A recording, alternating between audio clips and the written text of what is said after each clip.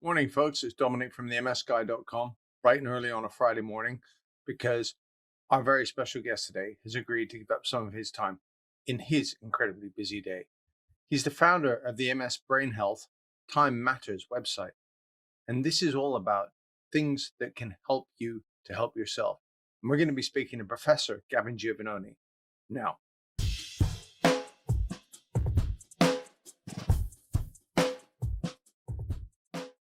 Morning, Dominic. Yes, so I'm an academic neurologist. I work for a university and I do both clinical work and research.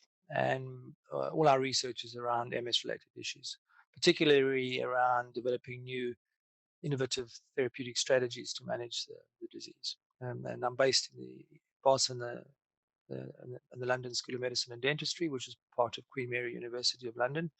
And I'm linked to the Royal London Hospital, which is where we run our MS services. Right. It caught my eye recently that you had just launched a new website about brain health.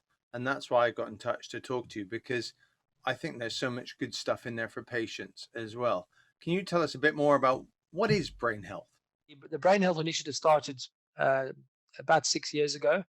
It came out of my blogging. Some of the issues I was trying to push is to try and optimize or manage MS holistically to maximize brain health for the individual with the disease. And one of the reasons why it came out was there's such variation in the management of MS across not only the world, but within countries. So depending where you live, your management gets is different. So the whole purpose of the Brain Health Initiative is to change the treatment paradigm. So instead of just treating relapses or preventing relapses, we've got to think beyond that and say, well, how do we get a person with MS to old age, where we all can lose cognition, lose hearing, vision. And what protects us from that is what we call reserve.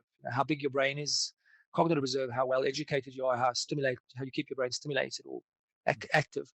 And so the idea then would be to think beyond just relapses and MRI activity, which is what most people think about, and say, what can we do to get a person with MS to old age with a healthy brain? And that there are two components to it. Yes, you have to treat MS, what I would call effectively, and that's another issue because we don't treat MS effectively in general. We undertreat it or we don't treat it well enough. But it's also all the other things. And that's why brain health is the message, is because there are a lot of things you can do outside of MS to maximize your brain health.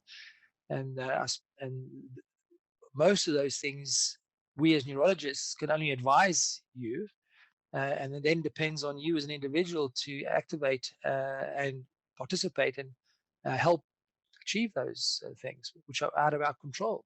Speaking about diet, which is one of the things, I don't support any MS diet because none of them, in my opinion, are evidence-based. Okay. There is a science evolving though around what I call biohacking. How do you hack your biochemistry by manipulating your diet? And that's around, and it comes from animal studies and also some human studies outside of MS. So things like caloric restriction, intermittent fasting, and the so-called ketogenic low carbohydrate diets seem to be neuroprotective. Help protect the brain and improve the brain function. And there are studies now running in MS to test these diets. Yes, the problem about those things is you've got to also realize is eating is a social. This is why I also think whatever diet manipulations you have to do, you have to realize that they shouldn't affect your social interactions, because more important for people with MS is family, friends, and socializing. Social capital, which is about interactions with other people, are really important for brain health. Yes, eat healthily, biohack, but please don't let it interfere with your social interactions, because they are probably more valuable than the diet. So the pandemic was brilliant for this because you couldn't go out to eat, and now it's all lifting. You've got friends going, "Should we go have a meal?" And you're thinking, so all my carefully crafted plans where I could ignore everybody else have gone out the window. I know exactly what you mean. Yeah, well, I mean, that's one of the things about the brain health is there's a thing called social prescribing that general practitioners have a budget for. Now we don't in secondary or tertiary care. We know in the specialist hospital environment are able to do social prescribing. We're trying to get a budget, But social prescribing is if you find a patient who's socially isolated, somebody with MS is socially isolated, who is slightly depressed and anxious, you actually say, well, let's refer you to the local gardening service, and they are now they're running all over the country where you can go garden, communal gardenings, run allotments. It's not the gardening necessarily that's important. It's the fact that there are other people there and you meet friends. And I think we're going to see a lot more social prescribing happening in MS. And, MS is a very socially isolating disease. It stops you working. A lot of people are unemployed. It truncates your social relationships, and your world shrinks. And it's very, very important. If I get a message across, is don't let that happen. Be proactive about making sure your social networks remain strong. Don't say no to social interactions. I mean, MS fatigue. I know a lot of people who they get asked to go out with their friends and they just feel too tired to do it. They keep saying no, no, no. Eventually, the friends stop asking them, and that relationship breaks down. And that's something you have to work on. You can't. Relationships are. It's a reciprocal thing, and if you have to, it's give and take. So those things we as neurologists can't do. We can just advise you to say, please look after your social network. A lot of social capital comes from work, to be honest with you. So as soon as you stop working, and we know MS really, really reduces your ability to work. Yeah. And so, as soon as you stop working, you've just reduced your social capital by 50%. Your networks are really shrunken down. We know the mechanisms that the mechanisms for cognition are no different to the mechanisms for anything else. It's a neuronal electrical activity. Yes, so you have to use the brain to preserve the brain. Gavin, that's brilliant. Thanks. I'm going to put as many links as I can in the description. So I'd urge anybody, if you want to learn more, read the description. There'll be the websites, there'll be other resources as well. But Gavin, if you were going to leave us with, the top 3 things that you wish people would do, I think I can guess one of them, and that's be more social. But is there 2 more that you think, just do this, folks, it will help you? Yeah, so I think the lifestyle things are essential. So, I know it's difficult, but exercise is critical. So, and, it's about being proactive about exercise. So exercise is one. I would then go diet. Just be sensible about the diet, but that's really stop eating crap, basically. Stop eating processed and ultra-processed foods. Aaron Bosser in the US said, never eat a food that has its own commercial. Yeah, you're probably right. Yeah. And the third thing, which kind of integrates a lot of other problems, is get your sleep sorted out. There's no doubt that MS patients we did a survey, over 80% of people had a sleep disorder or a sleep problem of some sorts, and multiple reasons for that. But get your sleep sorted out, because sleep is now a critical part of brain health. Those will be the 3 things: exercise, diet, and sleep. The other thing that's also and not understood is how systemic infections, gum disease, recurrent urinary tract infections, respiratory tract infections. The more infections you have, the worse you do. And we think the infections drive some of the degeneration that happens in MS. So don't just be passive about preventing infections. There's lots of individuals with the disease like you can do to prevent yourself getting recurrent bladder infections, for example. They want a pill for everything, let's medicate for this, medicate for that.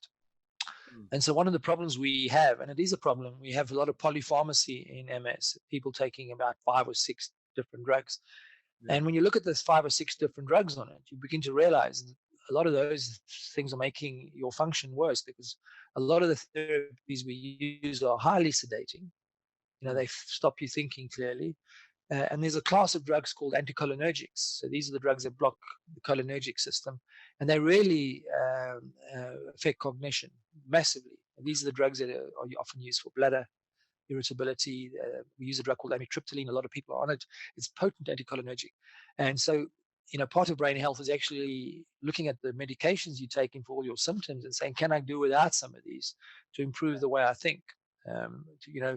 And you'll be surprised is when you start tackling the polypharmacy and say, can I replace this anticholinergic with something, is you begin to see people wake up.